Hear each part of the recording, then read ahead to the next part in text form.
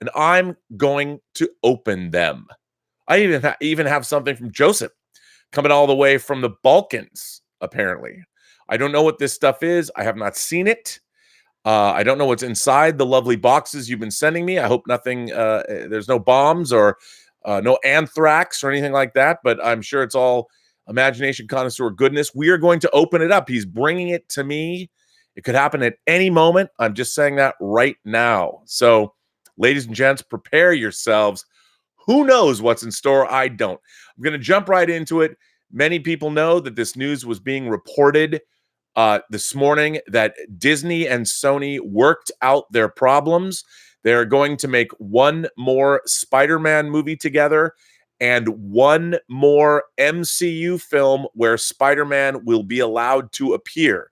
What that movie is, we don't know yet. But so far, 2 movies. They're going to round out the trilogy. I'm hoping they'll call the second sequel, the third movie. Let's just call it the third MCU Spider-Man movie. I want them to call it Home Front.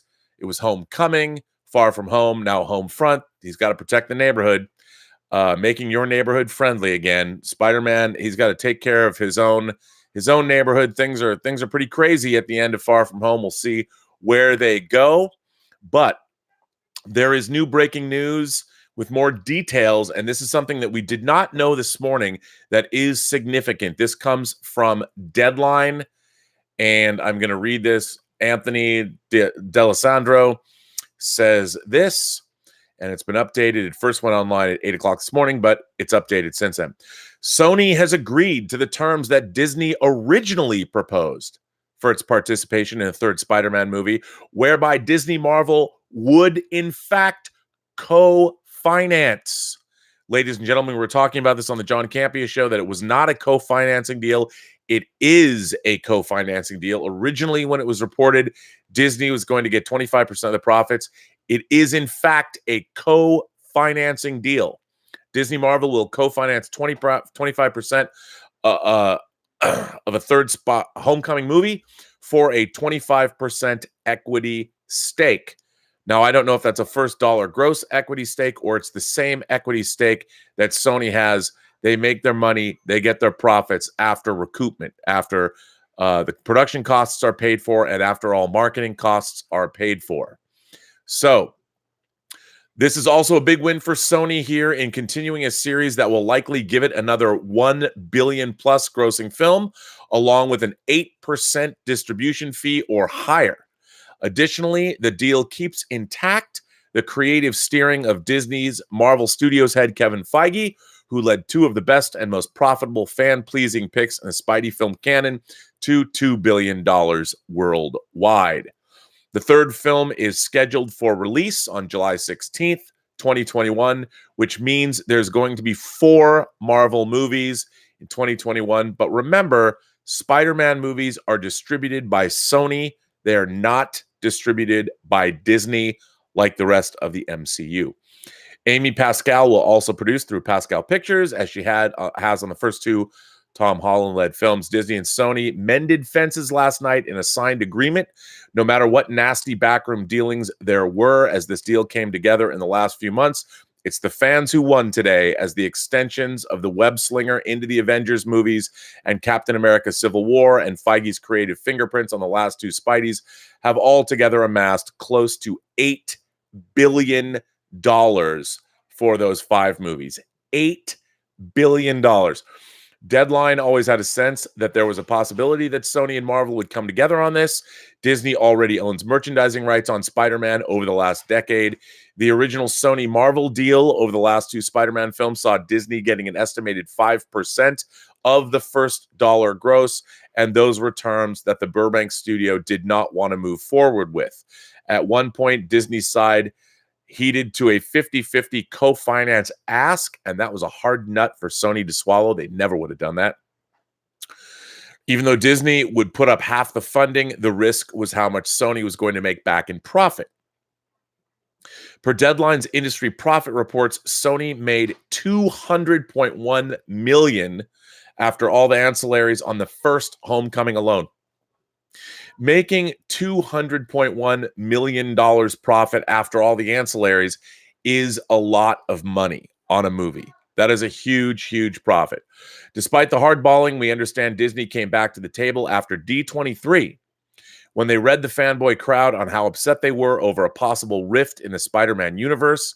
It was there that Holland appeared to promote his Pixar movie Onward, acknowledging the rough studio talks and assuring fans, saying, "It's been a crazy week, but I want you to know I'm grateful from the bottom of my heart and I love you 3000." Feige said, "I am thrilled that Spidey's journey in the MCU will continue, and I and all of us at Marvel Studios are very excited that we get to keep working on it," Feige said in a statement Friday. "Spider-Man is a powerful icon and a hero whose story crosses all ages and audiences around the globe. He also happens to be the only hero with the superpower to cross cinematic universes. So as Sony continues to develop their own Spideyverse, you never know what surprises the future might hold." Way to dangle the carrot in front of us, Mr. Feige. "We hear that as Sony progresses their own Marvel universe with titles like Venom 2 and Sinister Six, and Disney Marvel their own, there could be a call and answer between the two franchises as they acknowledge details between the two in what would loosely be described as a shared, detailed universe. Details on that are still early." Apparently, Gilbert is excited for that. "This is terrific. Peter Parker's story." This is really interesting, by the way.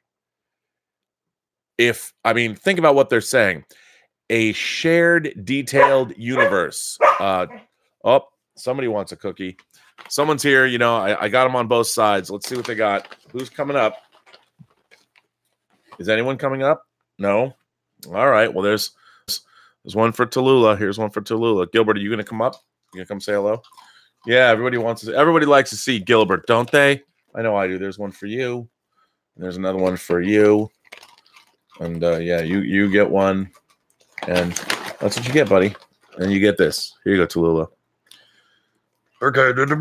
Good boy. All right, I know you're excited. You got to get down now, okay? You going to get down? Give me a kiss, baby. Yeah. Okay, come on. You got to get down. All right, ladies and gentlemen, back to that. I've had my little canine interlude for the show.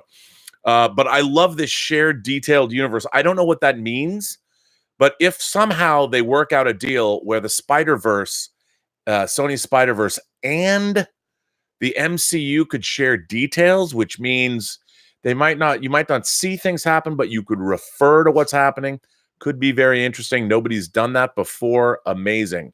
But as Deadline reports, the details on this are still early. We didn't hear anything about that with the earlier reports. This is terrific. Peter Parker's story took a dramatic turn in Far From Home, and I could not be happier. We will all be working together as we see where his journey goes, says Amy Pascal. This has been a winning partnership for the studios, the franchise, and the fans, and I'm overjoyed it will continue.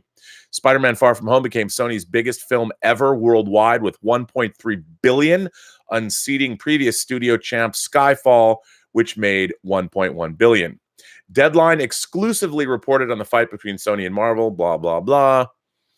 Anyway, that's all good. Now, here's another quick article that I'm going to read about director Jon Watts.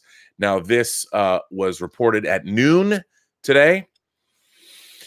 With Sony and Disney Marvel having agreed to co-financing terms on the third Spider-Man Homecoming movie this Friday, it should come as no surprise to hear that Jon Watts is in talks to return to the $2 billion grossing franchise he directed.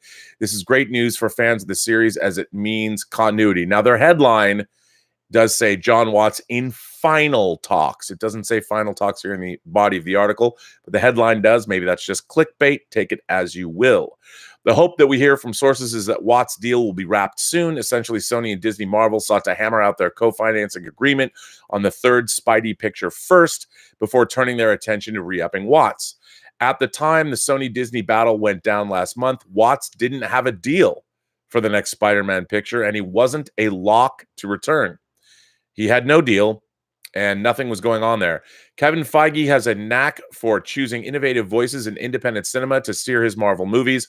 Watts was chosen off his 2015 Kevin Bacon movie, Cop Car, which is, by the way, very good. If you haven't seen Cop Car, a lot of fun, which made its world premiere at the Sundance Film Festival. He delivered a fun, boyish spirit to the third iteration of Spider-Man, which the previous reboot by Sony lacked in its gloomy tone. Watts' Spider-Man Homecoming delivered $880 million worldwide for a gross for Sony, while this past blah, blah, blah made lots of money. As reported this morning, after months of negotiations, Disney will fund, they are paying for 25% of the third Spider-Man Homecoming for a 25% equity stake, while Sony continues to get a distribution fee. See, that was the big sticking point. That's really interesting that they are co-financing the movie, because they're only doing 25%, so they can't ride roughshod over Sony's brass and Amy Pascal. But with Kevin Feige, that's what they needed to do. I think what's interesting about all of this is the way business is supposed to be done in Hollywood. Everybody's going to win here. There's a lot of money to be made. I think it's a win-win for everyone. It's also very interesting, this kind of corporate synergy, which really we've never seen in Hollywood before. There have been co-productions between studios. One of my favorite movies, All That Jazz, is in fact, I think it's Columbia and 20th Century Fox. There's been co-productions with movie studios before. So this isn't unprecedented by any stretch, but with the kind of money that we're dealing with, it is pretty much unprecedented. There's never been this kind of money at stake. I think it's great, but as we know, I want to reiterate this as guaranteeing us 2 movies, a Spider-Man film and then another Spider-Man appearance somewhere in the MCU, which who knows what that is going to be, but I would imagine it's going to be pretty significant. I mentioned this morning, what if they did a Young Avengers movie and Spider-Man led the Young Avengers on their mission, and then at the end he stepped back and said, look, you know what, I got to concentrate on my home life. Maybe he's going to meet and get married to MJ, who knows, riding off into the sunset. But you know what, a profitable partnership, I think this is a great, I'm not saying, I have no insider information, this is a big deal. It's 2 movies, and if that's the end of it, that's the end of it. However, who's to say, after they make the second film, why wouldn't they why wouldn't they deal with it? It's profitable for everybody. Everybody has comes out right. Everybody's going to make money. The fans get what they want. All the relationships are kept. But I will say this. This Spider-Man movie, whatever it is they're making for a mid-July release date in 2021, they already knew. They knew what they were making. There's no mention of the screenplay here or who wrote it. But I would say that whatever the story is, they already had it mapped out. Obviously, if you've seen Spider-Man Far From Home, it does end on a cliffhanger. Pretty great cliffhanger, actually. So they knew what they were doing, which means they can really pick up from whence they ended. And I wouldn't call it rushing it into production, because they've already thought about where they're going. This is going to be very exciting. I'm looking forward to it. I quite enjoyed Far From Home. I want to see more from this creative team. And it's going to go right into production, which, I think is pretty amazing. JB Bonifacio is here. Feige must be really feeling himself right now. For those of you who don't know, I can't think of a man who had I don't know if there's a man on the planet Earth who had a better week this week than Mr. Kevin Feige. Of course, yesterday we were talking about the fact that, he is producing a Star Wars movie. He had an idea for a Star Wars movie. He is now working with Kathleen Kennedy to produce a Star Wars movie. And the next day, he gets Sony and Spider-Man back to the table. They negotiate a deal. And there's a new Spider-Man movie he's producing that comes out on July of 2021. I mean, I don't know what you do if you're Kevin Feige. I can't even imagine how you celebrate. I mean, I don't even know. I can't think of anything more appropriate. What do you do? What do you do if you're Kevin Feige? I don't know. All I know is that I used to call him on Collider Heroes our Lord and Savior. Some people objected to that. I meant it with all respect. I meant the Lord and Savior of the comic book film. He is, as far as I'm concerned, he is the king. He is imagination connoisseur royalty. He is the person that I would aspire to be. He is the best of us in terms of being an imagination connoisseur. Well done, Mr. Feige. I'm your biggest fan, but not in an Annie Wilkes sort of a way. So pretty exciting all the way around. I love this exciting information. It's quite amazing. Vlad Momot, hey, what are you barking at? Why are you barking? Do you know why you're barking? Sometimes Tallulah just likes to bark. I'm convinced sometimes she doesn't know why she's barking. You want to come up here? Are you going to come up here? No, why are you barking? I don't understand. What do you want to eat? You want to eat something? There's no reason for you to bark. I know you're a little puppy. I get it. I understand there, but why? What about it? What about it? Huh? Yeah, you want to? She loves licking my ear. She's a great dog, but sometimes. Yeah, I know. I know. Yeah, I know. I don't know, actually. I really don't know. I haven't quite figured it out yet. She was born on November 13th of last year. So she's coming up on her 1-year birthday. As far as I'm concerned, it can't come soon enough. Vlad Momont says, hi, Rob. We're working on a Batman fan project. I paint. My wife animates. I'd love to hear your input before it's online. Would you be up for learning more? Would you like to know more? That's a very Starship Troopers thing for you to say. Well, Vlad, you know what? Any Russian animator is a friend of mine. I worked on a series called Masters of Russian Animation with an actor named Oleg Vidov and his wife, Joan. I actually met my ex-wife working on that project, where I prepared a lot of famous Russian animated shorts that were made over the decades, and I prepared them for home video release. I color corrected, put new opening and closing credits on them, and subtitles, English subtitles. And you can get them. You can still get them on DVD, Masters of Russian Animation. So I will look at anything you want to show me. Very exciting. I would love to see what you and your wife are doing. And kudos to find something that you can do creatively with your significant other. That's amazing. Even though I was married to a Ukrainian, I never got to Russia, which is very, very sad.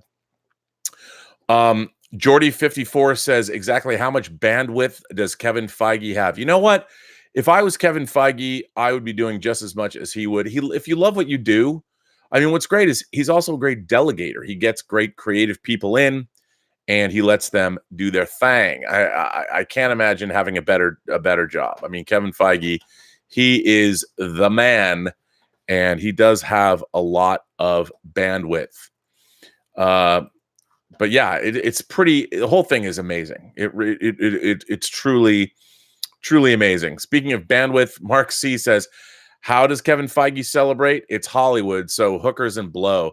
You know, hookers and blow is so 80s, though. And I think for a guy like Kevin Feige, you celebrate, I guess, by working even more. I mean, he's literally living the geek Shangri-La life. It's funny when you like with me, if I was afforded those opportunities, I'd be working 7 days a week, 24 hours a day. The worst thing would be sleeping, because then you'd have to stop working on what it is that you are doing. And, you know, hookers and blow only take you so far, but it's really funny because if you're a guy like Kevin Feige doing a lot of blow, I'm sure all you do is think about, God, I want to get back to work. I would assume that's the way he is. It's very exciting. All of this is very exciting. We're seeing history being made here, and in the long run, we all, in fact, win, which is great. You know who else wins? Tim Davies. Tim Davies wrote me a letter. Tim Davies says, hey there, Rob. How goes it? Perfecting your mastery of fun and wonder? Not that you need to, of course. Your skills at wielding fun should be obvious for all to see. Okay, that's enough sucking up. Time for the letter. I've unfortunately been too busy working to be able to get involved in the live chats recently, but I've managed to pop in here and there when I could. One advantage of my job is that I occasionally get to watch you live whilst I work, his quotes, but not so much recently. I have, however, been able to watch your shows when I get home, and I like to leave the odd comment here and there on the Facebook group. This brings me to the point of the letter. I've watched as you've read accounts of movie going by some other members of the Geek Singularity, and I have to say, here in the merry old land of Oz, we seem to also have our share of assholery when it comes to jerks ruining the theatrical experience of large groups of people they don't know. I just thought I'd let you know about my favorite experience with this. Ooh boy. This happened when I took my girlfriend to see Wonder Woman. It wasn't opening day or even weekend, and as a result, the screening we went to wasn't very full. Just a couple of smaller groups of people scattered around the theater. One group of about 4 early 20-somethings chose to sit in the row directly in front of us. These guys must have been to see the movie before, because as soon as the no man's land scene started, they whipped out their phones and started to record it. Every single one of them. As I've told you before, my girlfriend is a fiery Scottish lass and doesn't suffer fools lightly. Right in the middle of the scene, she leaned over the seats and said very loudly, "Are you fuckers serious? Put your phones away. They go up your asses." At this point, everyone else in the cinema started laughing, and these guys, who I'm guessing were suddenly overcome with extreme embarrassment, all gathered their stuff up and left. One of them looked at me and said, "You should control your woman." As she was grabbing my arm to stop me jumping over the seat, I heard a guy behind me yell out, "You want help kicking their butts, buddy?" At this point, the guys left very quickly without another word, or moved to another area of the cinema. I don't know. I didn't really watch where they went. So as you can see, bad cinema behavior isn't a problem restricted to one country. I don't know how it's gotten this bad, but it's enough to kill off my enjoyment of going to see movies. I only go to big movies that have the potential to be spoiled, or smaller independent and foreign language films now, because they usually don't attract the asshole element. Anyway, that's it for now. I'll leave off, as always, with a Groucho Marx quote: "Be open-minded, but not so open-minded that your brains fall out." Until next time, Timbula the spider monkey. Well, Tim, I want to thank you for that. I love getting your letters. I love hearing the status quo of the land down under, ever since I worked on Superman Returns. By the way, a shout out to Brandon Routh, dressed as the Kingdom Come Superman. I quite enjoyed the costume. There were people going, "Oh, I don't like the costume." I thought it was great. Very Alex Ross, a great tribute to the Kingdom Come Superman. If you don't know what Kingdom Come is the epic DC graphic novel series that was painted by the wonderful Alex Ross. I believe it was written by Kurt Busiek, about the future of the DC universe. I loved it so much. And we're seeing the Kingdom Come Superman on the CW's epic Crisis on Infinite Earths crossover. Unbelievable, ladies and gentlemen. Unbelievable that we're actually getting that. I can't believe it. But kudos to Brandon to see him suit up again. Once again, every time I hear from Timbula the Spider Monkey, I think to myself, man, I'd love to go back to Australia, because I loved Australia. Mark C, who I just read a chat from, Mark C sends in a letter. Mark Chure says, "Greetings, Rob. First, let me start by asking a favor. On Tuesday, September 24th, you wore a t-shirt with a framed design that contained the moon on the viewer's left side. What was the full image on that shirt?" I'll tell you, that shirt was a Moon Knight painting with me as Moon Knight. And yes, it was. John, one of the members of the Post-Geek Singularity community, made me a poster. Actually, he came and did posters of me, Amy Dallin, and John Schnepp, and then he made us shirts. And I love what he did. So that was actually me dressed up as Moon Knight. And he actually took photo references of my face. And yeah. Also, the question of what's Rob wearing comes up in the chat often enough that maybe mention the shirt and where to buy it at the beginning of each stream. Maybe a second sponsor might come from it. Well, as you can see, I'm wearing a Wayland Yutani shirt from Aliens, which you saw at Hadley's Hope, the colony on LV-426 that you really see in the director's cut of Alien. This is a Last Exit to Nowhere shirt. I've often said Last Exit to Nowhere are my favorite geek shirts of all time. And by the way, Last Exit to Nowhere is a UK company. They are having a sale right now. So if you go to Last Exit to Nowhere, they have really great quality. The shirts are great quality, but they specialize in, as I said, putting logos of either companies or locations or places from movies, which is great. I mean, you can get everything from a Civic TV shirt, which is from Videodrome, to this, to a Joy shirt from Blade Runner 2049. Last Exit to Nowhere. They're a little pricey, but they're great, great, great shirts. Now to my topic. I've expressed online my displeasure with race and gender swapping going back to the Josh Trank choice of Michael B. Jordan as Johnny Storm in The Human Torch. Of course, this spawned a sea of racial hatred towards myself and anyone else who bothered to speak up. Here's the problem with this. I like Michael B. Jordan as an actor. I think the young man has a bright career ahead of him, and I expect to see him holding a shiny gold statue at some point. If this makes sense, race is the issue, but it's not the problem. The problem with race or gender swapping this or other characters comes down to your favorite word, verisimilitude. Oh, I see what you're doing here.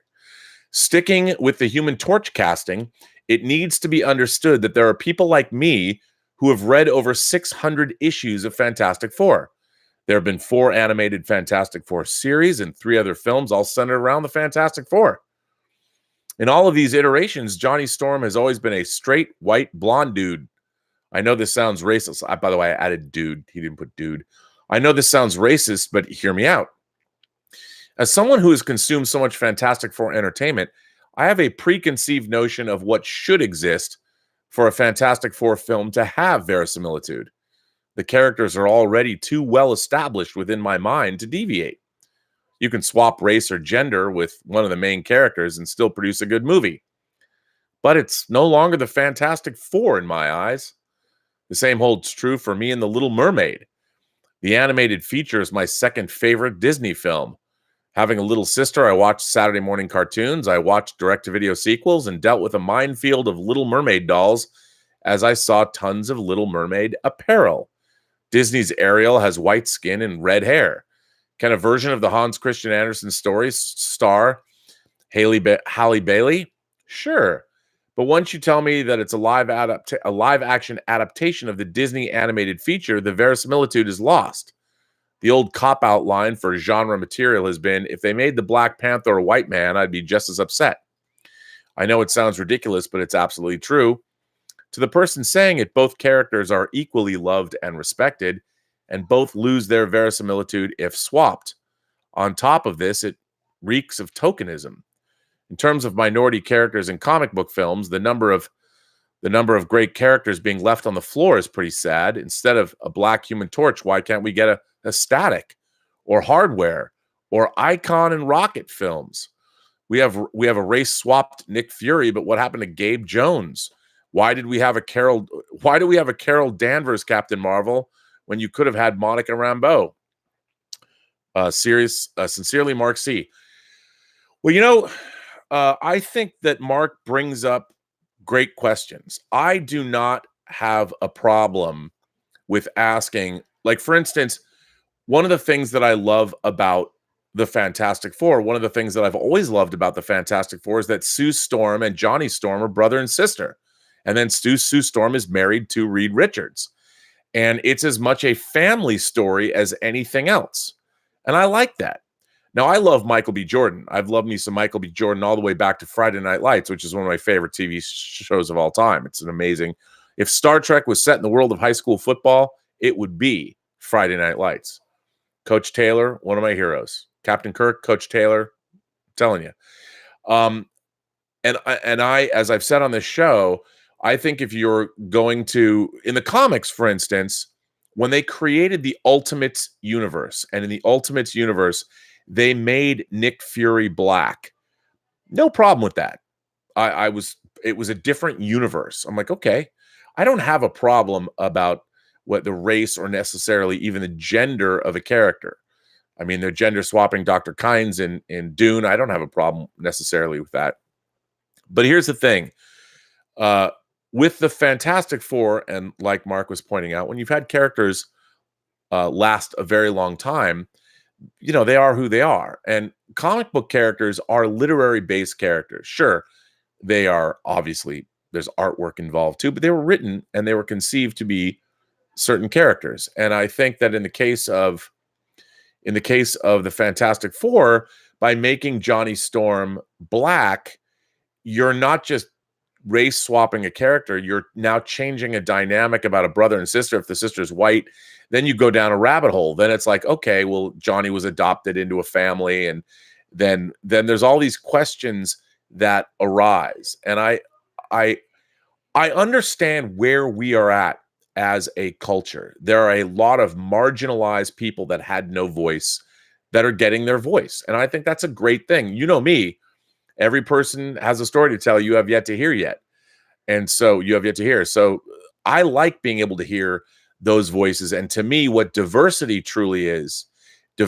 is about the experience of someone's life and understanding where they came from and why they think the way they think, and adding those thoughts and adding those experiences to this tapestry of our civilization so we can better understand all different kinds of people. And once we can do that, then our society can react accordingly, and to make sure that those kinds of people have the rights and the respect and the lives that they deserve. I mean, we want everybody, no matter who you are, to be able to lead a great life, to be contributing members of our society, and to be able to add to the body politic. And for a long time, I mean, well, let's face it, since humans have been on the earth, there have been groups of people that have been oppressed, that have been victimized, that have not had a voice. And, you know, when those people have a voice and they're no longer victimized, then they can add to the society. Their experiences can become part of, or at least understood by us, by those that haven't had those experiences, and we can act accordingly and hopefully have a more just and verdant world, as they might say on NPR. So I am all for that. I mean, ultimately, you do enough traveling and you walk around. I'm just telling you, you go around the planet, everybody's oppressed everybody at some point. And the key is to no longer oppress people and to move forward. That doesn't mean that anybody who was doing the oppressing should suddenly become the oppressed. You can't switch one oppression for another. You have to move forward and evolve, and we all have to go forward together and be better than we used to be. That's the point.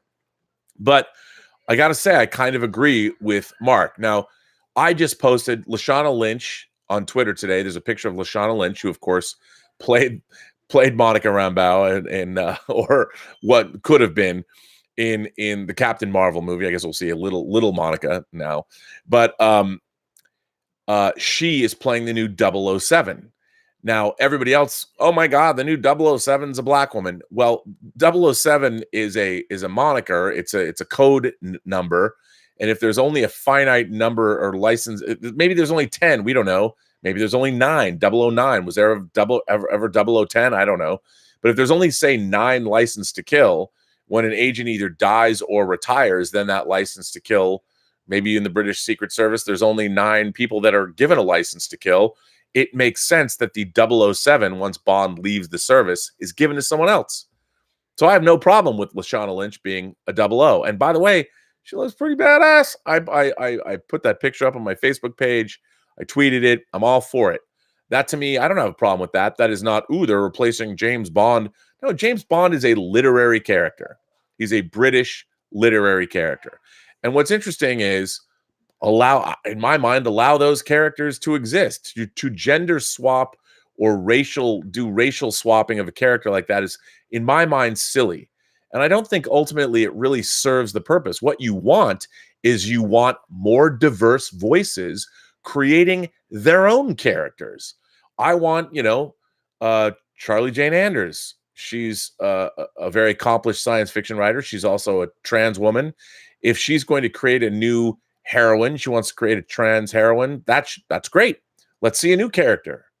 I don't think that she should go back and, I mean, unless she wanted to, I guess, but it's a very interesting thing. Like, why change characters that already exist? They already exist. That's why I don't have a problem with Natalie Portman coming in and taking over the mantle of Thor. Thor's still around, but you can have a female thunder goddess. What's wrong with that? She's a new character. I'm all for that. I think that's really, really cool.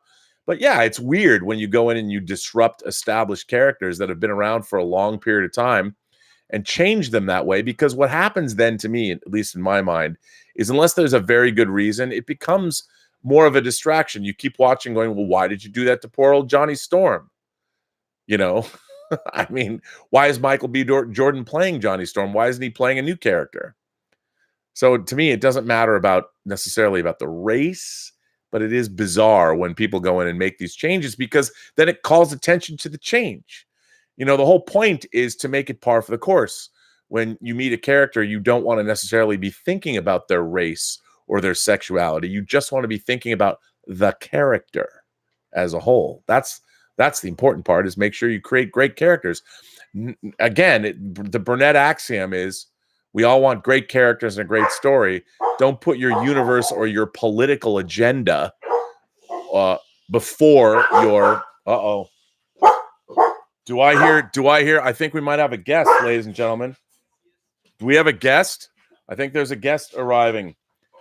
Ladies and gentlemen, this is the first time I've actually had a moderator here on Robservations, and I believe how about that? Here it is, ladies and gentlemen, the mayor of Riverdale, Iowa. I actually have a mayor in the house. The dogs are crazy. Oh, the dogs are crazy. Wow, look at this box. Here we go. Look at all this stuff. There's a box. This is a box of goodness that you imagination connoisseurs have sent to me. And it's been a while. I haven't opened any of these, so I'm going to open these on the show. Now, by the way, this is not me doing some kind of a plea to send gifts. That's not what I'm all about. But, as I've learned, when you're on the internet for years, people send you stuff. They do. So this is not a plea. It's not my birthday or anything. I just want to thank everybody for being a great imagination connoisseur. And I have no idea what's in any of these packages. And as I said, if for some reason suddenly everything goes staticky and the world ends, it's because there was a bomb in here. I hope not. That would be bad. I wouldn't necessarily. There's a lot of craziness. Gilbert and Tallulah are very excited. They see things. They see things they want to. This is insanity. I told you, no. This is what they do. This is what they do. All you hear. Take a seat, Mike. Here we go. Okay. I'll move the. Mike will have a seat. And hey there, everybody. Why don't you, Mike? So I don't know. Let's see. You can. Why don't you tell everybody why? What are you doing here? What am I doing here? Let me scoot over. Good heavens! Oh, calm down. Look at this. Look at. Yes. Oh. Yeah. See what Here's you're gonna. Tallulah. Yeah. She's my new girlfriend. Yes, indeed. Okay. It's good to see everyone. Where is the camera? Are we going off the camera? Yeah, that's the monitor. Right, okay, good. Yeah. Hello. So, Mike, why don't you? First of all, now that I have you here, I've never been able to interview. Well, you got to look in the camera. Oh, yeah. Sorry. Yeah, look in the camera. Look there. It's this weird TV thing. Well, it's a weird. So, hey, Paula, how you doing? Look at that. You've got the chat going down the side. This is good. It's true. So, look at that. So, Mike, I've never been able to interview a moderator before. Mm-hmm. So what's it like interviewing all of the people in the live or moderating all the people in the live chat? Well, Rob, I hate to break this to you, but in fact, we pay no attention to what's going on with the stream. Instead, we just follow along with the conversation that's going on there.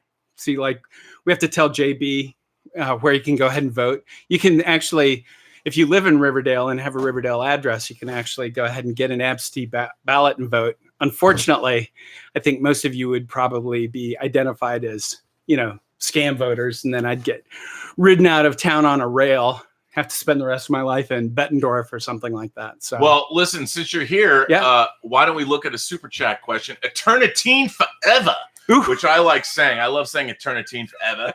Eternitine forever has been here for a long time. Eternitine forever says, just finished Fleabag season 2. Thoughts? I've not finished Fleabag season 2, but it's hilarious. It's a big winner. It is a big winner. It's a big winner. How could you not like Fleabag? Although, honestly, I haven't seen it yet. It's hilarious. Yes. Hilarious. Eternitine Forever also says Kingdom Come is the sequel to Kiss Kiss Bang Bang. I see what you did there, Eternitine Forever. So much for the PG rating on this show. There we go.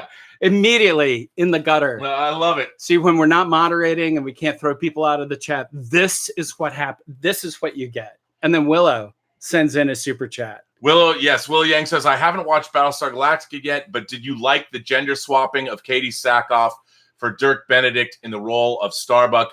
100%. But, that was just like Nick Fury being black in the Ultimates universe as opposed to being a white guy.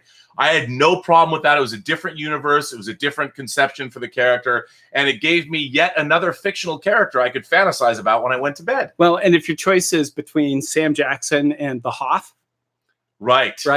That's not much of a choice. Not really. much of a choice. Well, listen. Not much of a fucking choice. Why don't we just get to this? Let me go ahead. I will start. Okay, yeah, you. We're going to have to hold on to this because I think this is from Joseph. It is from right? Joseph. You got to show the labels. Joseph is like nuts. He was asking me every day for like months. Wait. This is from Croatia. Yeah. I guess Joseph was showing you're on the internet so people know where you are. Anyway. But I've never received anything from Croatia before. And doesn't Vesna Sarajevo? I mean, that's part of the whole. Is that part of Croatia? No, it's not. So you've got Bosnia, Herzegovina. Yes. Wow, it's been a long day. Slovenia and Croatia? No, there's Slovenia, Slovakia. I don't know. Help us, internet. We're Americans. Tell us the truth. All I know is that when I went through Slovenia and Slovakia, I was on a train once going from Budapest to Warsaw. Okay. Yeah, this is amazing. This is a good one. Ladies and gentlemen, okay, this is a box. It's from Joe Weeks. Now, this is amazing because this box is covered with Imagination Connoisseur stickers. This logo is from Planet of the Apes, ladies and gentlemen. The logo of the Icarus, the ship that Charlton Heston's on for Planet of the Apes. Those damn dirty apes. We've got International Rescue from the Thunderbirds right there.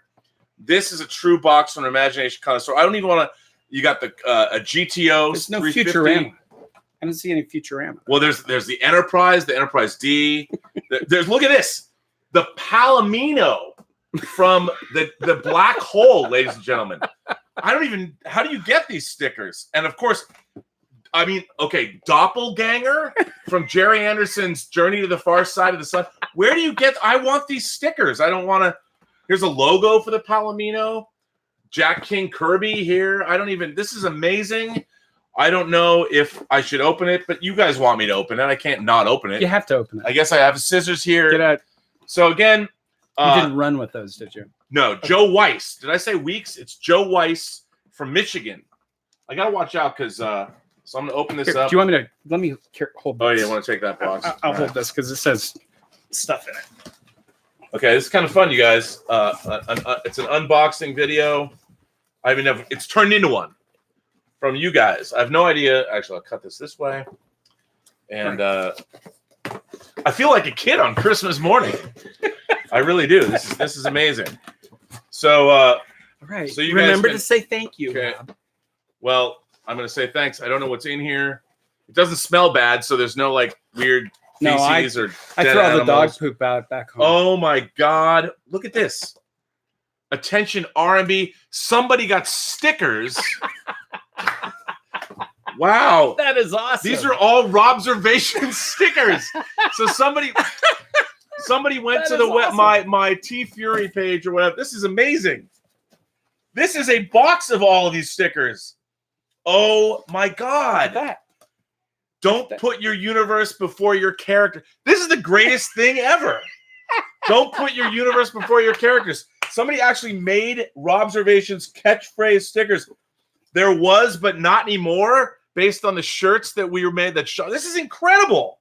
This is great. Here, I'll keep looking through this. Larry Cohen's The Stuff. This is the greatest box of stickers I've ever seen in my life. Is there a bit tipsy one, or what was that? A little tiddly, or what? I have no idea, but it says attention R&B. I got a letter here.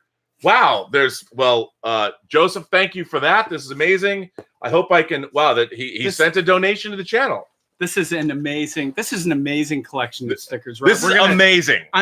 We'll scan these and we'll put these on. Wait a minute, there's a Han Solo sticker. Look at this. You won't believe this. There's a Space 1999. Look at this. RoboCop guns. Dylan, you son of a bitch. This is amazing, dude. There's a Logan's Run. This is like I don't know where these stickers came from. Han Solo's blaster, a Logan's Run. I got to tell you, you know what? You don't need expensive Hot Toys figures. A box of awesome stickers. Ignorance is not a reason to stop. This is amazing. Zorg Industries. Zorg Industries, a Fifth Element sticker. Where do these come from? This is amazing. This is incredible. Oh, hey, look, for the moderators. There's stickers for the moderators. Hey, don't forget to fuck yourself. There we go. I love it. Let me read this. I got to read this letter. Let me see. I'll bring this here. Here's a letter. You know what? To read this letter. Wow, this is gatekeeper of verisimilitude. Don't be a destroyer of joy. This could quite possibly be. I can't believe I've said all this stuff. This is the greatest thing ever. I have to say this is pretty awesome. I got to put on my glasses. I'm going to read this letter. I hope I can read this letter. I'm going to read this letter aloud.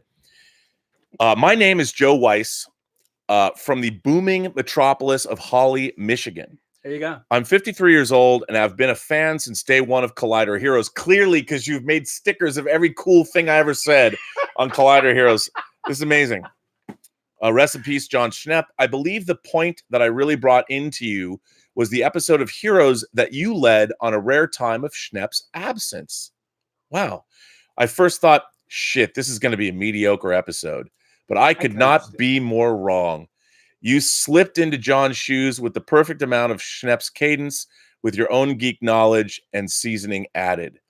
I'm totally digging the Robservations live and have not or will not miss an episode. My favorite trait is your message of tolerance, which is much needed in this day and age. I'm not tech savvy enough to try to engage in the chats, and I don't Twitter, Twatter, or Facebook. So mail it is.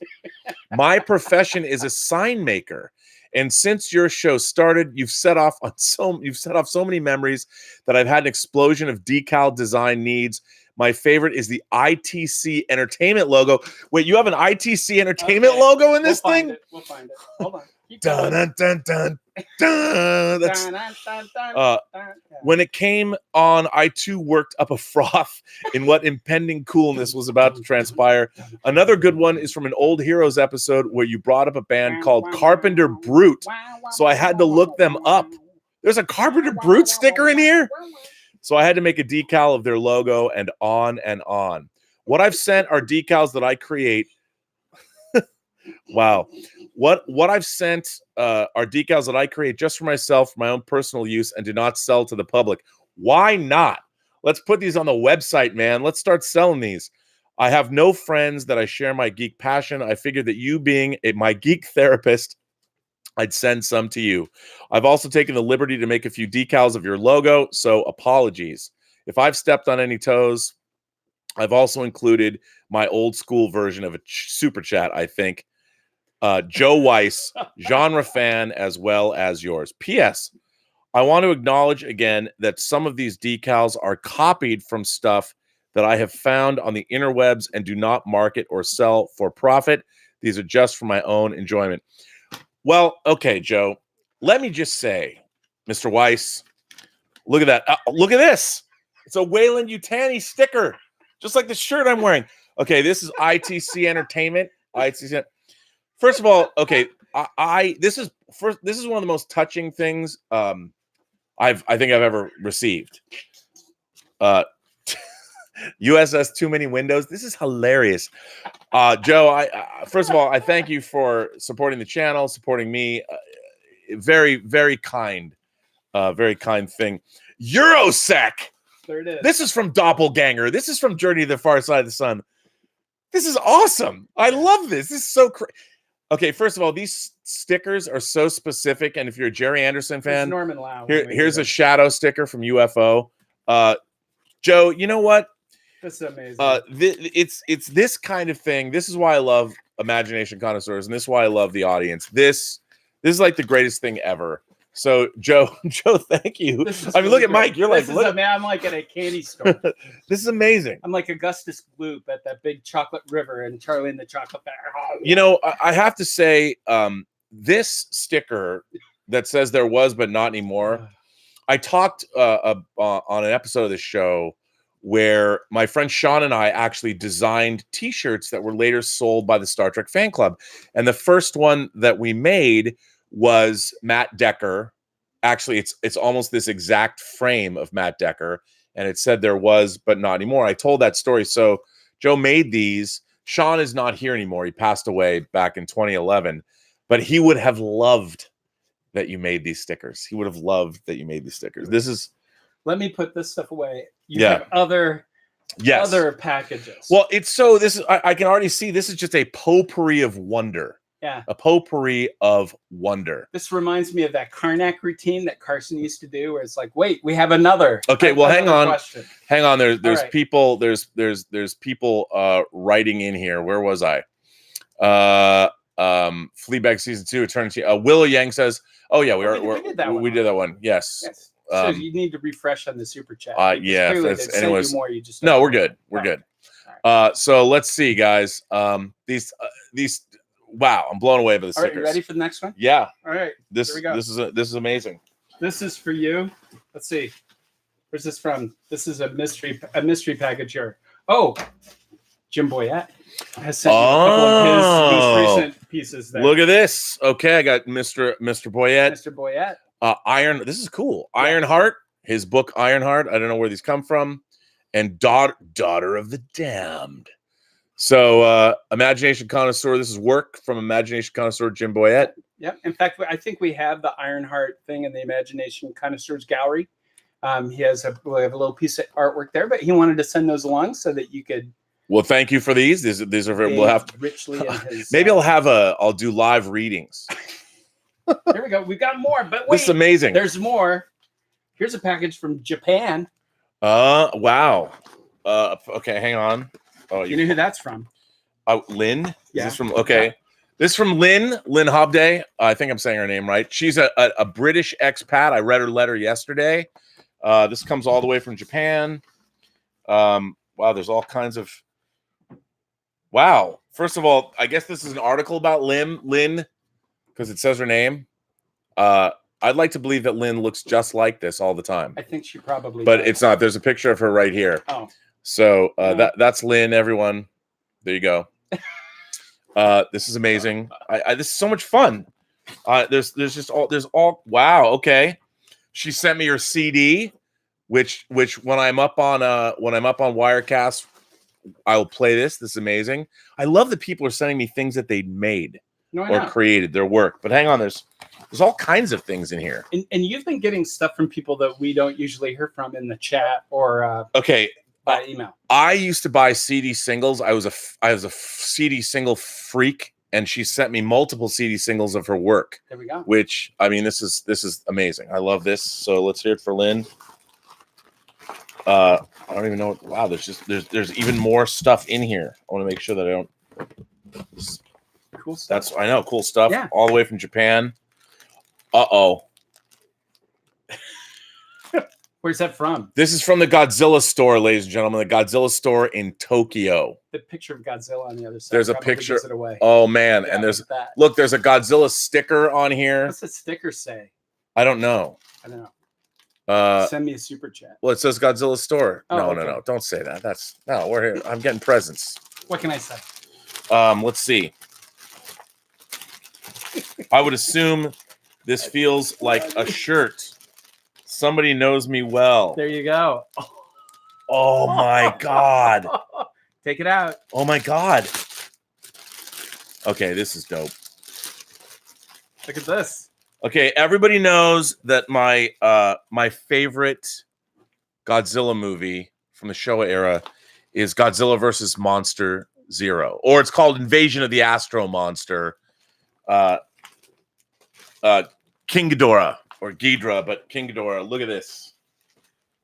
Well, first of all, on the front, in case you didn't know, it says King Ghidorah. But on the back, you know what? I think I'm going to have to get this tattoo. Look at that. Look at that. Awesome. This is the most badass thing ever. Well, Lynn, you know me well, but now I want to get a giant golden King Ghidorah tattoo on my back. My God. Holy. That's amazing. Thank you, Lynn. That's very nice of you. That's very cool. Okay, here's another one for you. Well, this is interesting. So this is from Misty Rico in Clarkstown, Washington. Oh, and in my home state of Washington. I hope this isn't. I hope I can read. I hope that everything is. It's enough. Oh, it says, "Hey there." Hang on. Let me. Again, I have to put on my glasses to read this. I thought you might enjoy a silly STD in action figure to add to your glorious collection. In this Trek desert we found ourselves in, we have to make our own joy. Thank you for reading my letters on Robservations and sharing my thoughts on why characters like Mikey Spock make kids not want to enter the sciences. Yours is a voice of sanity in these crazy times, Misty. Well, Misty, I want to thank you for that, and I guess I'm going to open this in-action figure.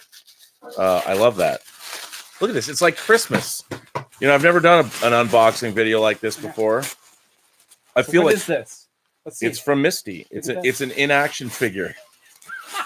Oh my classic. God! It looks just like it. This amazing.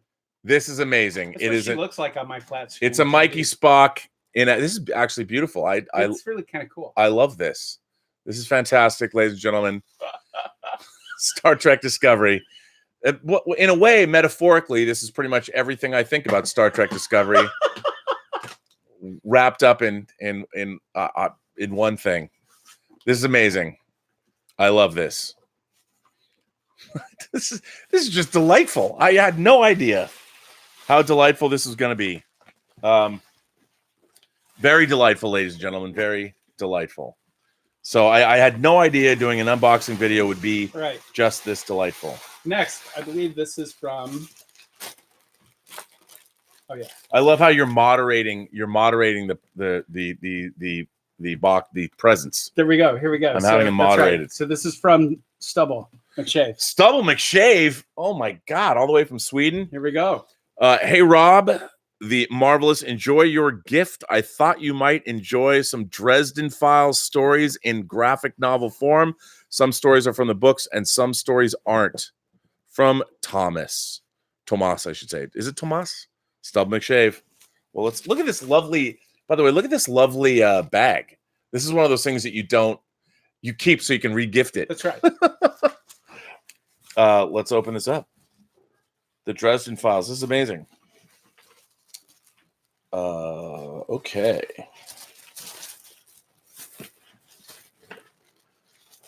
I'm having a problem getting this. Can you get that? Yeah. All right. Why? Yes, I can. Yes, I can. I can do it. In the meantime, what are people saying?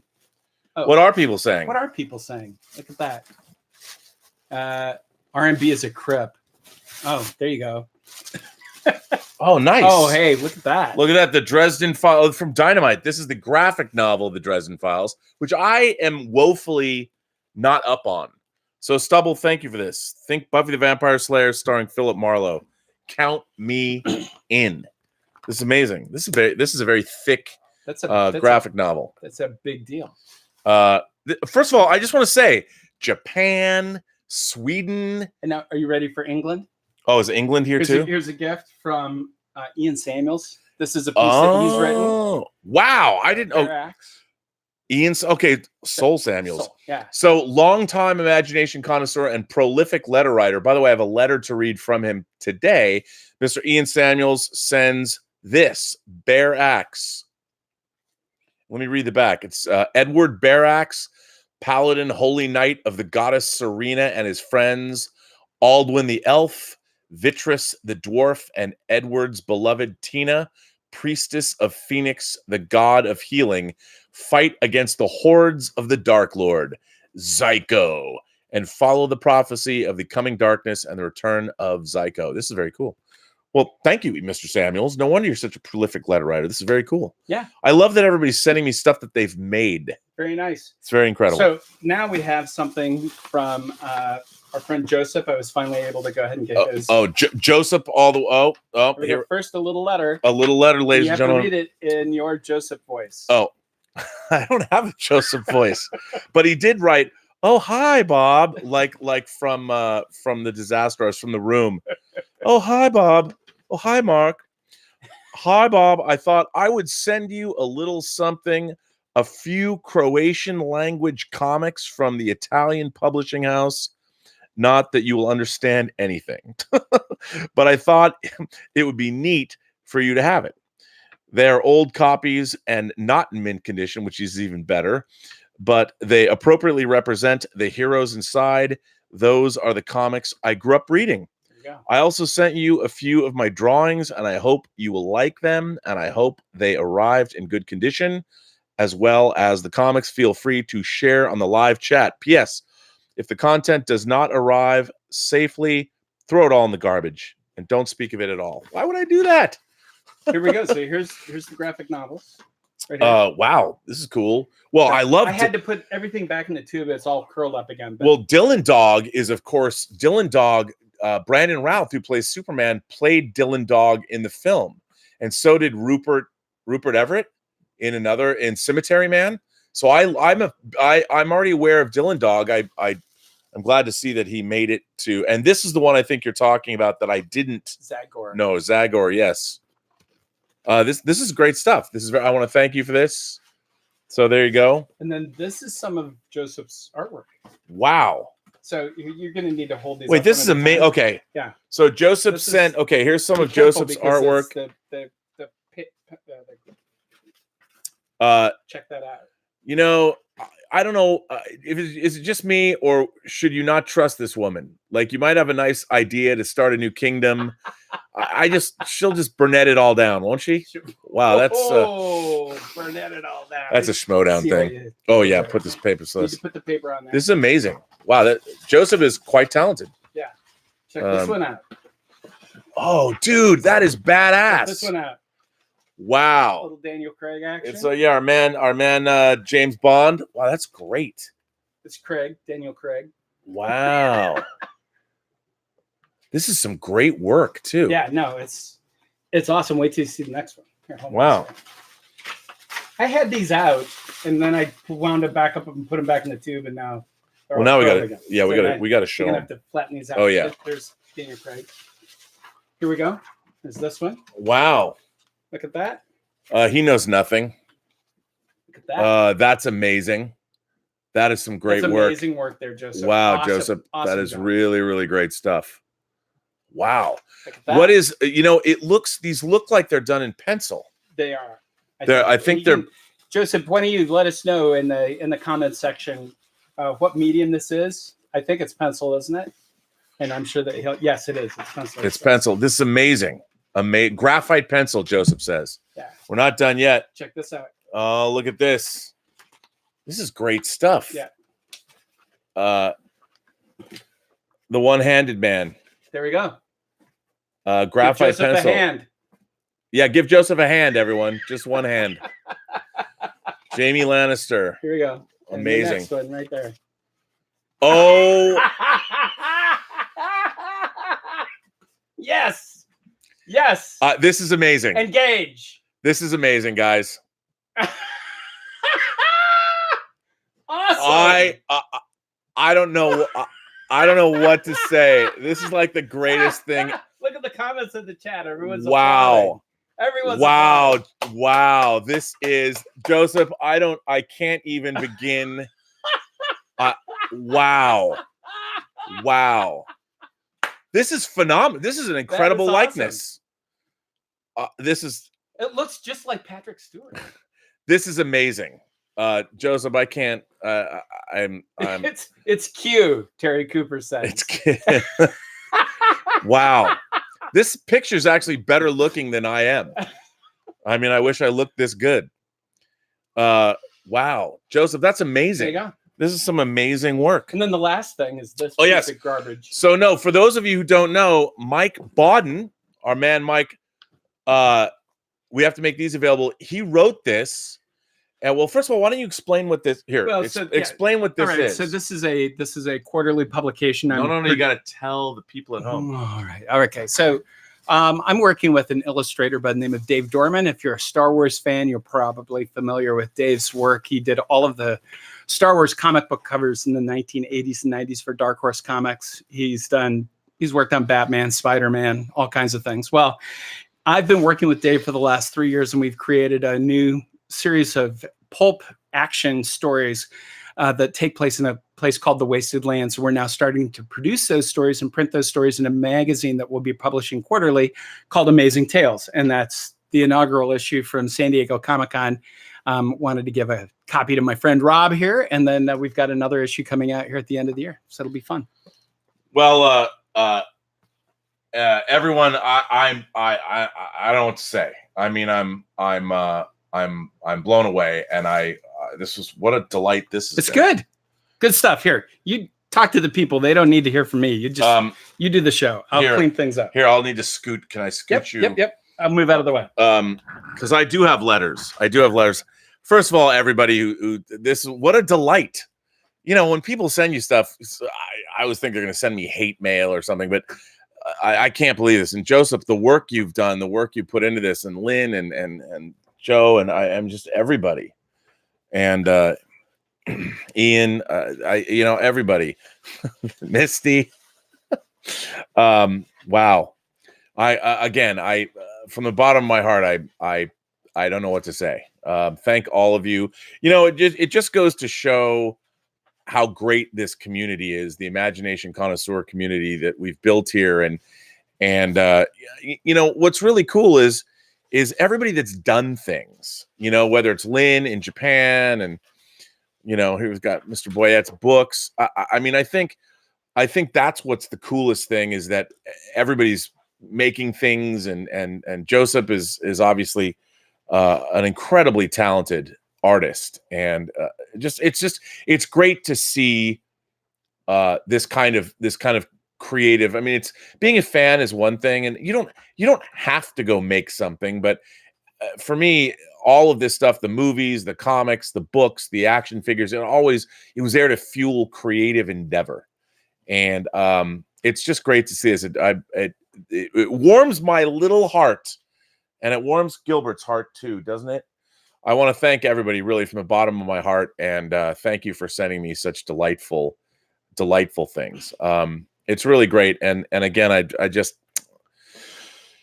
what a community we have! What a community we have!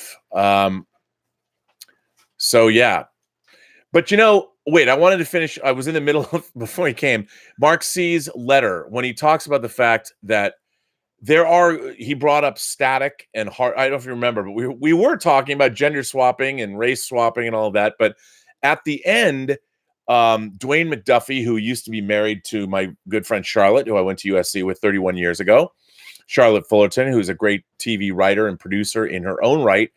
What Mark C brought up was characters like Static and Hardware that were part of the Milestone universe, the DC Milestone universe, which was characters of color that Dwayne McDuffie had created.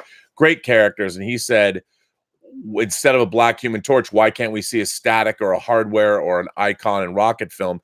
I completely agree with you. That is exactly what we should be seeing. I'd love to see more of that. So you are correct, sir. I cannot disagree with you there. So I'm gonna say it right. This is from Dean Mikitich. Dean Mikitich, ladies and gentlemen. I believe Mikitich is the correct pronunciation of his name. I shouldn't say it, but Dean Mikitich. Dean is here. Hi, Rob, and the Post-Geek Singularity. So the newest Rambo film is out, and I want to go and see this on the big screen. But alas, due to my family commitments, I can only go to the cinema once or twice a year, and I have to pick and choose which films I go and see. And I've seen my 2 films for the year. With that in mind, I'll have to wait until it comes to home media.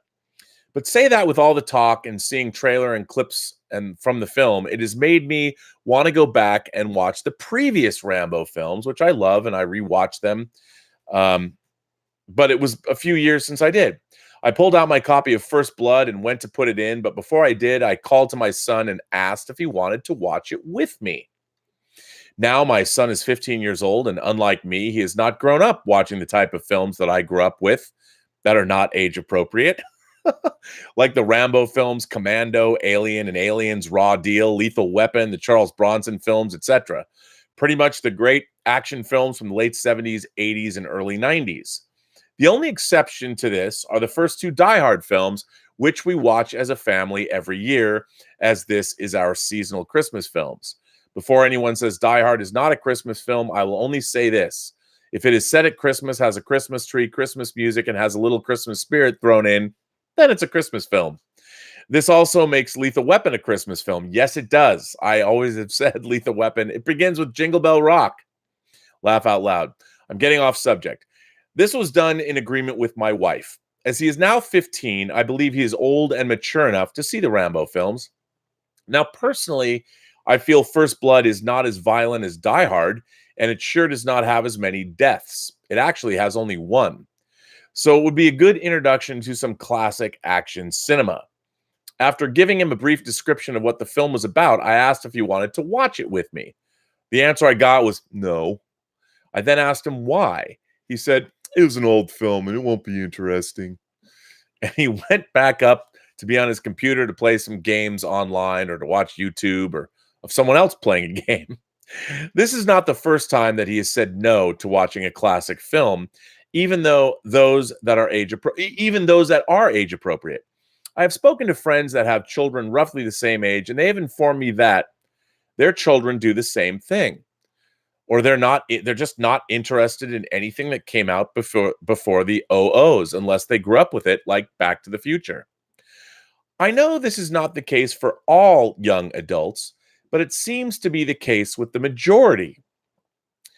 Am I seeing something not there, or are classic films being missed out on by an entire generation because they are not cool due to the limitations of technology or when and where they were made?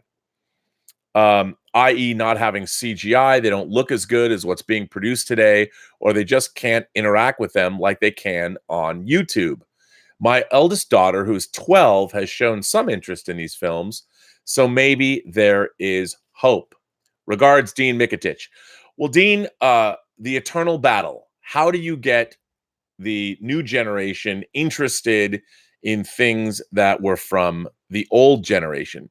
What I find really interesting about a lot of that is many of the video games that younger people are playing today are all completely inspired by all of these movies. The very ideas of them. I mean, I remember playing Call of Duty. I don't know which call it was. The whole game began with the opening sequence of Saving Private Ryan, where you're attacking Omaha Beach, and I think that was the first Call of Duty game I ever played. And of course, it was World War II, absolutely, 100%. And it was it was Saving Private Ryan, and it looked like Saving Private Ryan. It felt like Saving Private Ryan. So I think that's a way in. But anybody, I think. What I found interesting, Elizabeth's daughters, Sophie and Zoe, Sophie can identify if a movie's older simply because of the kind of film stock that was used to film it. She understands, and she's right. Because if you go back and you look at movies of the 70s, you saw grain patterns that you don't see today. It was different film stocks. The color wasn't nearly as vibrant.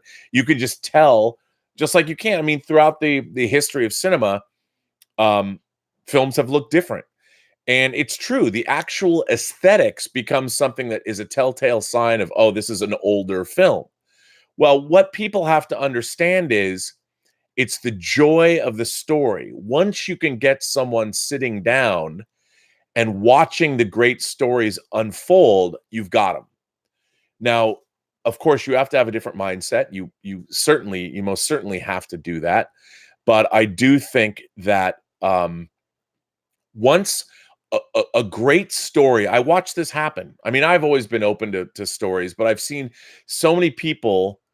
And here's kind of what I did when I was in Denmark back in 2012. A friend of mine's daughter, who was 12, was interested in seeing horror movies, and her mom would not let her watch horror films. And somehow I convinced her mom to let her watch these horror movies. And she and I, her name was also Sophie, went to the video store and got horror movies. And what I did was, it was like a class. We actually had a 2-day horror movie marathon. I think we watched 12 horror movies in 2 days. But I gave a little speech, a little preamble. I said, okay, here's this movie. I actually showed a 12-year-old Carrie. I did. The original kid, Brian De Palma's Carrie. But I explained, like, okay, here's this movie. Here's what it is. And I explained where it was and when it was made and why I thought it was important for her to watch. And what was really interesting was the thing that she keyed on for Carrie is, I said, this movie is made in the 70s. So the first thing you're going to notice is the fashion, because I knew she liked fashion. So same with part of the same series of films was The Lost Boys. And we watched a couple of vampire movies. I showed her I showed her about The Lost Boys and Near Dark because they came out in the same year. So maybe, if you make it like this event and you're able to sort of give some context and explain, because First Blood is a great film, and it is a movie that has a lot of verisimilitude because it was shot in the Pacific Northwest. The scenery is amazing. I mean, it's in the mountains, and the mountains are very green and lush, and the whole survival story, John Rambo escaping from the small town police station and going into the woods and taking on the entire police force. It's a great story. All you need to do is get somebody to agree to give you a certain amount of time. Like, say, hey, give it 30 minutes. If you hate it in 30 minutes, bail. But the great stories will have you. So I would say maybe try that. Because you know what? Who doesn't love, once you get into it, who doesn't love Rambo? But again, I think it's all about context. You got to put it in the proper context. Speaking of Mr. Ian Samuels and his book, Ian Samuels sent me another letter. I don't know if I might have already, did I already read this? I don't know if I already read this or not. I might have. I'm going to read it again because Ian Samuels sent me a book. So I'm going to read his book. But Ian Samuels says, this was going to be a long-winded, just like Lord of the Rings, history of Arda, the world where Lord of the Rings is set. Instead, I have decided just to focus on Gandalf and his plausible appearance in the TV series. Much about the Lord of the Rings TV series is rumor. The only thing officially released is an image of the map of the world. In the Great Ocean, there can be seen the land of Numenor. Numenor is the Lord of the Rings version of Atlantis. The island of Numenor was brought up from the ocean by the Ainur, Lord of the Rings gods. Keep that in mind. It'll be referenced again as a gift to men. That event happened early on in the Second Age of Arda, and it sank beneath the waves, just like Atlantis at the end of the Second Age.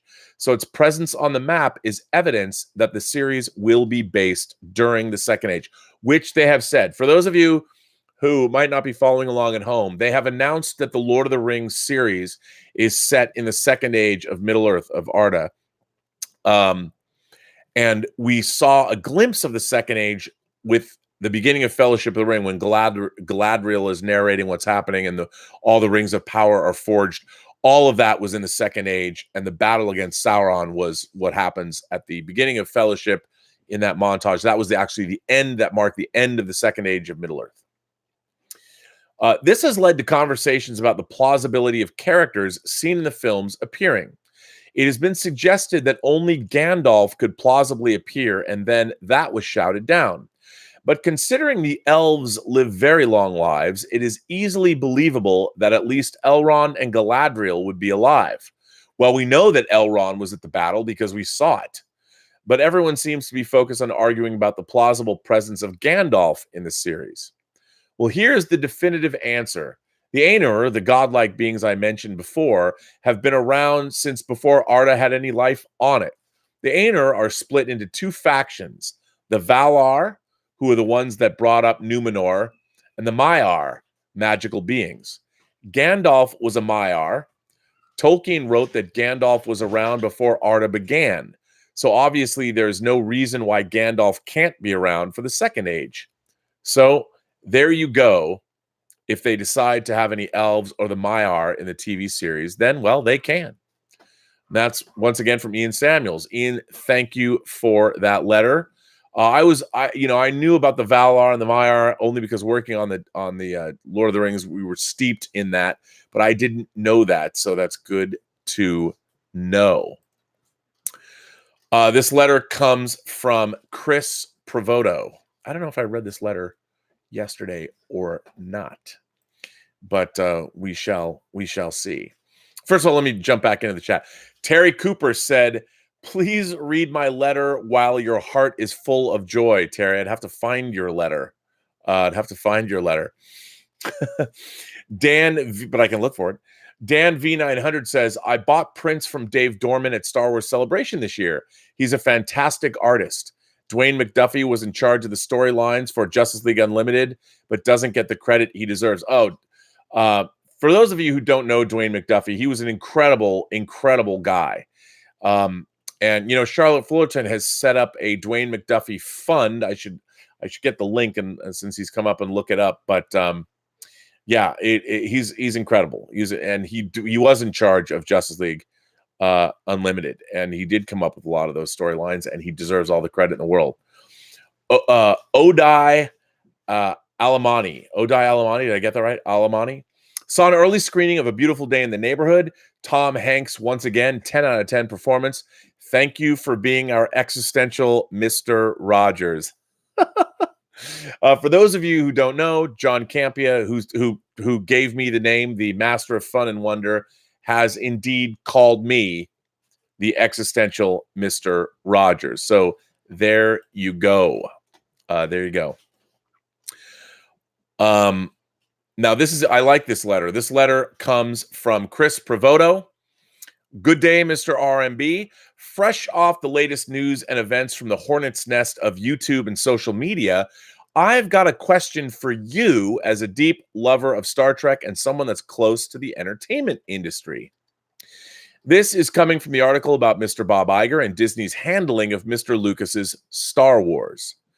We've been in a bit of a reboot and re-exploration of the last decade of old IPs. Ghostbusters, Star Wars, Star Trek.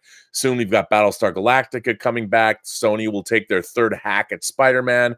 Terminator series going forward without 3 films being accounted for. RoboCop, Total Recall, etc., etc., etc. The list is long. Like the ocean's tide, there are high tides, low tides, but locals notice the odor from the low tides most often stinking up the harbor. Travelers to the ocean side will marvel at the beauty of the high tide scenic appeal. Would Disney want or will be remaking the last 3 major episodes? Would Disney want or will they be remaking the last 3 major episode movies as if they didn't happen?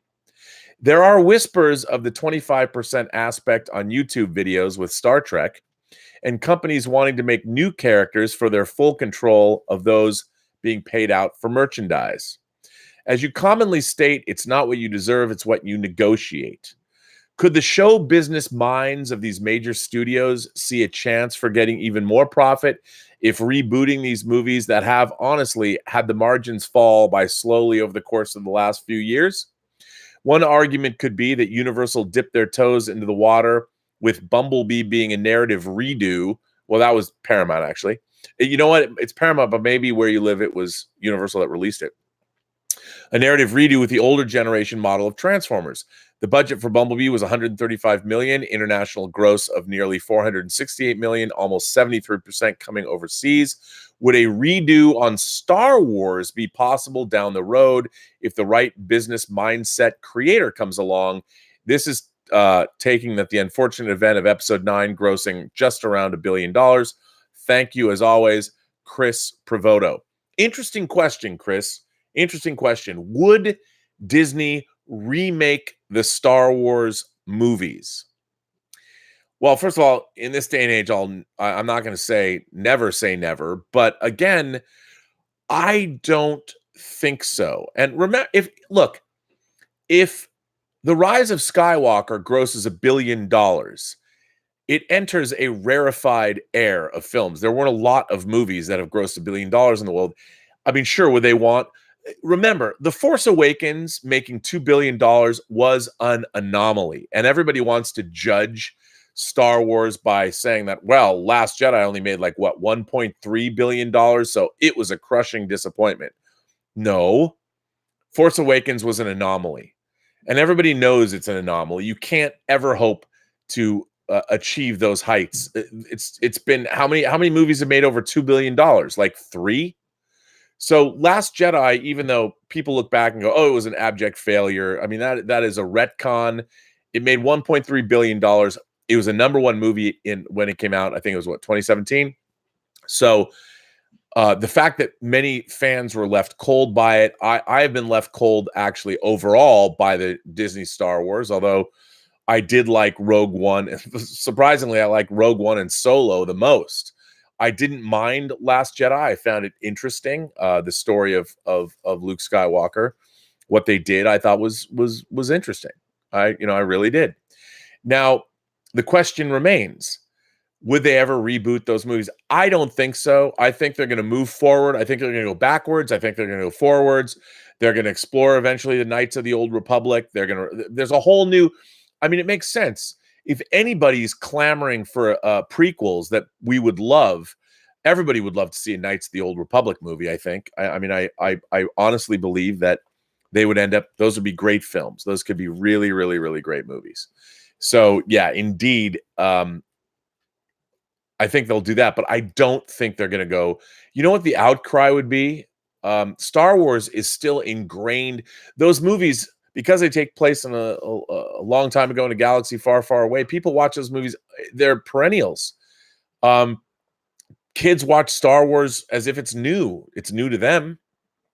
Even though they remake everything, I can't see Disney remaking the Star Wars movies. They're just going to make more. We got The Mandalorian coming out. We've got the Obi-Wan series coming out, the Cassian Andor series, and we've got Benioff and Weiss doing movies. We've now got Kevin Feige doing a movie. And of course, Rian Johnson, we haven't heard what he's going to do, but so far, he's still making movies.